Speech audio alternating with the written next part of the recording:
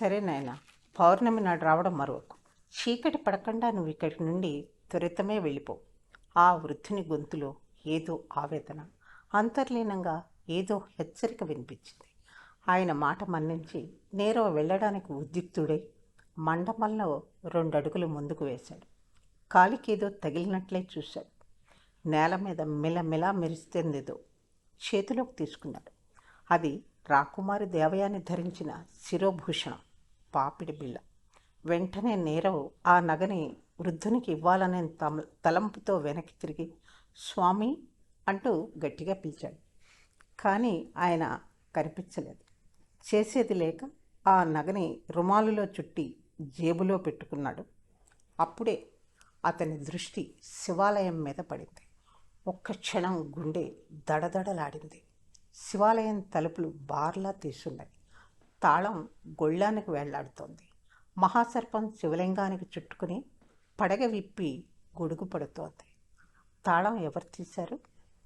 ఎవరు వచ్చినా జాడే లేదు. మరి మరి ఆ తాళం ఎలా ఊడింది?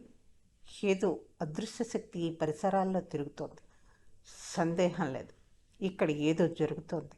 మానవ మేధస్సు కందని నిగూఢ రహస్యాలేవో ఇక్కడ దాగి ఉన్నాయి. ఏ క్షణంలో ఏం జరుగుతుందో ఊహించలేం. భయం గుప్పిట్లో నేరం. చెమటతో అతని దేహం తడిసిపోయింది. ఇక అతడు క్షణం ఆలస్యం చేయకుండా కిందకి దారితీశాడు.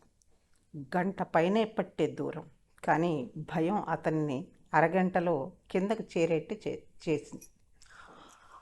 ఆయాసంతో రొప్పుతూ బండి ఎక్కి ఇంటి వైపుకు పోనిచ్చాడు స్పీడ్గా. చటుక్కున మెలకు వచ్చింది నీరవ్కి. ఒళ్ళంతా చెమటలతో తడిసిపోయింది. కళ్ళు విప్పి చూశాడు.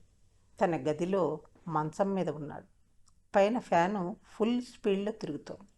ఒక్కసారి తల విదిల్చాడు నీరవ్. అతని పెదవులపై చిరునవ్వు కదలాడింది చిన్నగా. ఓహ్, అయితే ఇదంతా కలన్నమాట. ఎంత భయంకరంగా ఉంది. నిజమనిపించేటంతగా అనుభూతి చెందాడు. కానీ అతనికి కొంత అసంతృప్తిగా కూడా ఉంది. పూర్తిగా తెలుసుకోలేకపోయానని, శాంతం రహస్యాన్ని ఛేదించేదాకా కళ కరిగిపోకుండా ఉంటే ఎంత బాగుండేది అనుకున్నాడు. లేచి మంచం చివర కూర్చుని కాళ్ళు కిందకు వెళ్ళాడేశాడు. ఆ కూర్చోవడంలో ప్యాంటు టైట్ అయి ఏదో గుచ్చుకున్నట్టు అనిపించింది. టక్కులు లేచి జేబులో చేపెట్టి గుచ్చుకుంటున్న వస్తువును బయటికి తీశాడు. రుమాలులో పదిలంగా చుట్టు ఉన్న పాపిట బిళ్ళ. అయితే ఇది కల కాదు, వాస్తవమే. దేవయాని నృత్యం, స్వామీజీ, మహాసర్పం, ఇదంతా అబద్ధం కాదు. తన అన్వేషణ మొదట్లోనే ఉంది. ఇంకా తను తెలుసుకునేది చాలా ఉంది. నీరవ్కి నెర్వస్గా అనిపించింది. ఉత్సాహంగానూ ఆత్రంగానూ ఉంది. ఫ్రెష్ అయ్యి వేడిగా టీ చేసుకుని తాగి స్థిమితంగా కూర్చుని ఆ నగని పరిశీలించసాగాడు. ఖరీదైన పచ్చలు, కెంపులు, ముత్యాలు పొదగబడి సొక్కం బంగారంతో చేపడిన ఆభరణం అది. చాలా బరువుగా ఉంది అది. నీరవ్ మనస్సులో దేవయాని రూపం ముద్రించుకుపోయింది. ఆమె రూపాన్ని పెన్సిల్తో స్కెచ్ వేయసాగాడు. ఆకర్ణాంత నేత్రాలు, ప్రశాంతంగా దయ కురిపిస్తున్నట్టున్న అధరాలపై చిరునవ్వులు మెరుస్తున్నట్టు చిత్రించాడు. మధ్యలో నీరవ్ బాత్రూంకి వెళ్ళి వచ్చేసరికి ఆశ్చర్యం. అతను గీసిన స్కెచ్లో ఊహించిన మార్పులు. కళ్ళు క్రోధంతో జ్వలిస్తున్నాయి. బిగుసుకున్న పెదాలు. ఎవరు చేసుంటారు ఈ మార్పులు? తను ఆమెని పలకరించినప్పుడున్న రూపమే ఆ డ్రాయింగ్ షీట్ మీద ప్రత్యక్షమైంది.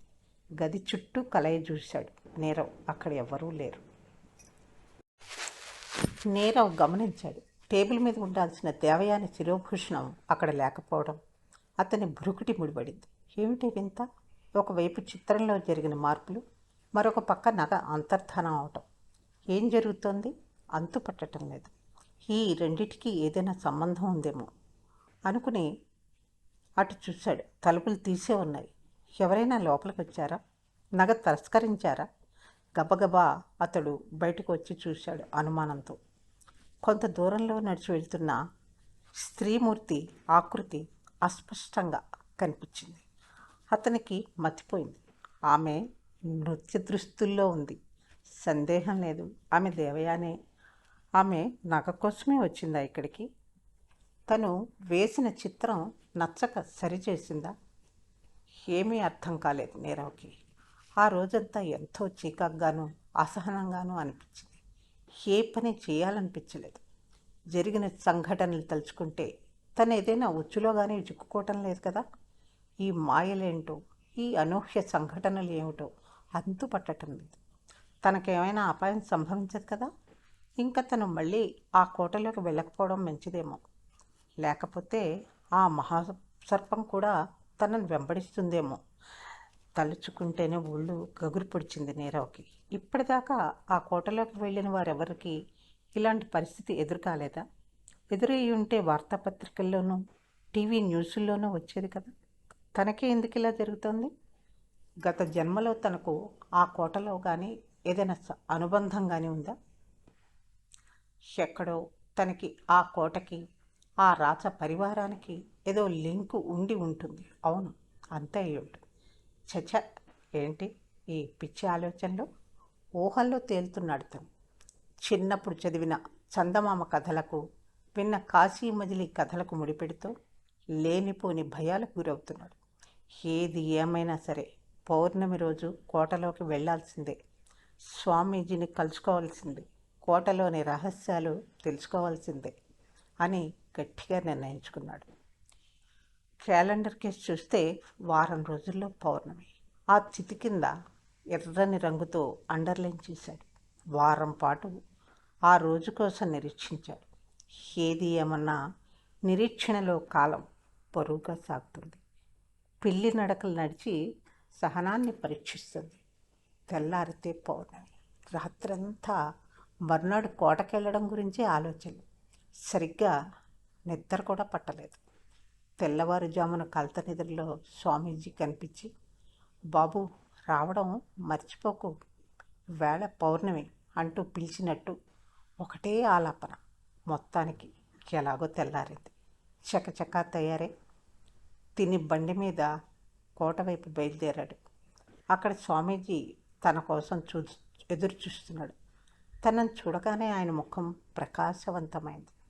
రా నాయనా అంటూ చిరునవ్వుతో పలకరించాడు. ఆయనకు నమస్కరించి వారం క్రితం దేవయాని రావడం, చిత్రం మార్చడం, నగ తీసుకెళ్లడం గురించి విన్నవించాడు.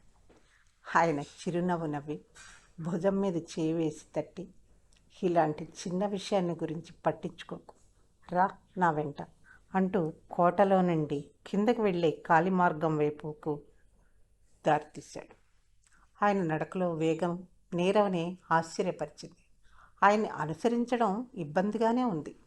కింద ఒక గుహ, సన్నటి దారి. అందులోకి ప్రవేశించాడు ఆయన. ఒక మనిషి పట్టేంత వెడల్పు, ఇరుగ్గా ఉంది ఆ గుహ. వెంబడించాడు నీరవ్ అతన్ని. లోపలికి ప్రవేశించగానే ఏదో సర్రన మూసుకున్న చప్పుడు. గుహ ముఖభాగం మూసుకుపోయింది. ఉలిక్కి పడ్డాడు నీరవ్.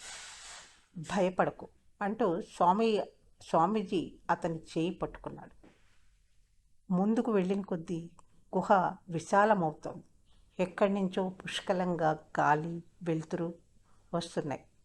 నీరవ్ వచ్చేటప్పుడు ఫోటోలు తీయడానికి సెల్ ఫోన్ తెచ్చాడు.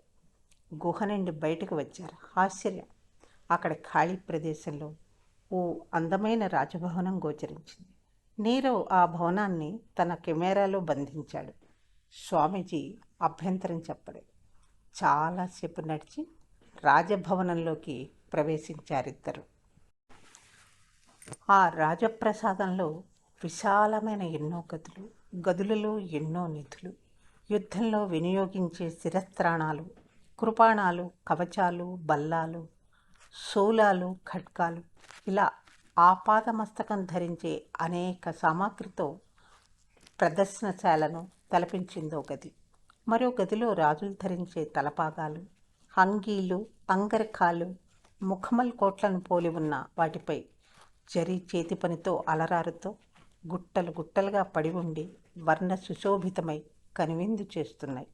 అనేక గదులు. అందులో అప్పుడు ఉపయోగించిన వంట పాత్రల నుండి అలంకరణ సామాగ్రి, విలువైన బంగారు వెండి నగలు, స్త్రీల వలువలు, ఆసనాలు, ఇలా ఎన్నో ఎన్నో వస్తువులు భద్రపరచబడ్డాయి. అవన్నీ చూడడానికి ఒక్కరోజు సరిపోదేమో, ఓ వారం పడుతుందేమో అనిపించింది నీరవ్కి.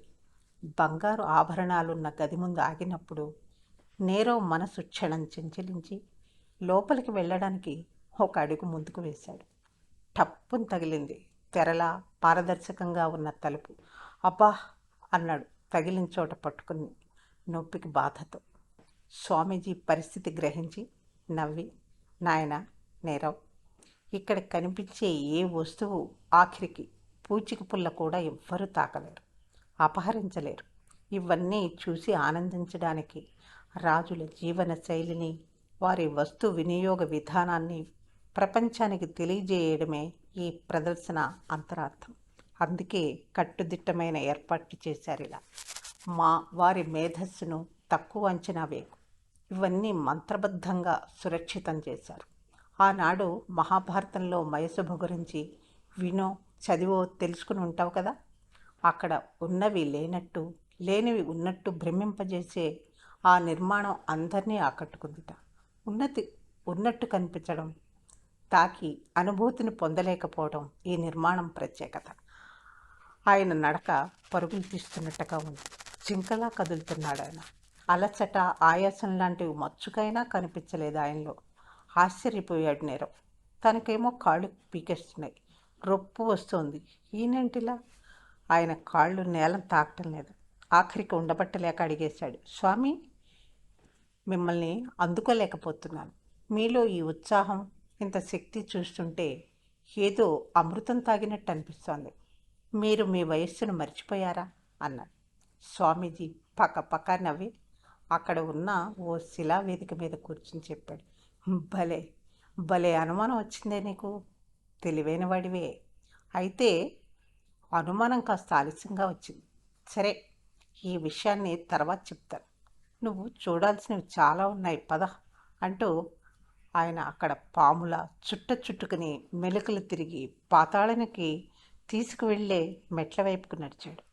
పాతాళంలో ఆయుధాగారం, ఎన్ని వేల మంది సైనికులనైనా మట్టకించగల అపార ఆయుధ సంపద.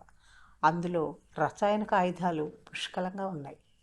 అక్కడి నుంచి ఉపరితలానికి చేరుకున్నాక ఒక అంతస్తులో అనేక శిల్పాలు, రాజుగారి వంశవృక్షానికి సంబంధించినవి జీవకళ ఉట్టిపడుతూ ఉన్నాయి. అప్పుడే ఓ శిల్పం మాటు నుంచి దేవయాని బయటకు వచ్చింది, గల్లు గల్లుమని గజ్జెలు ధ్వనిస్తుండగా.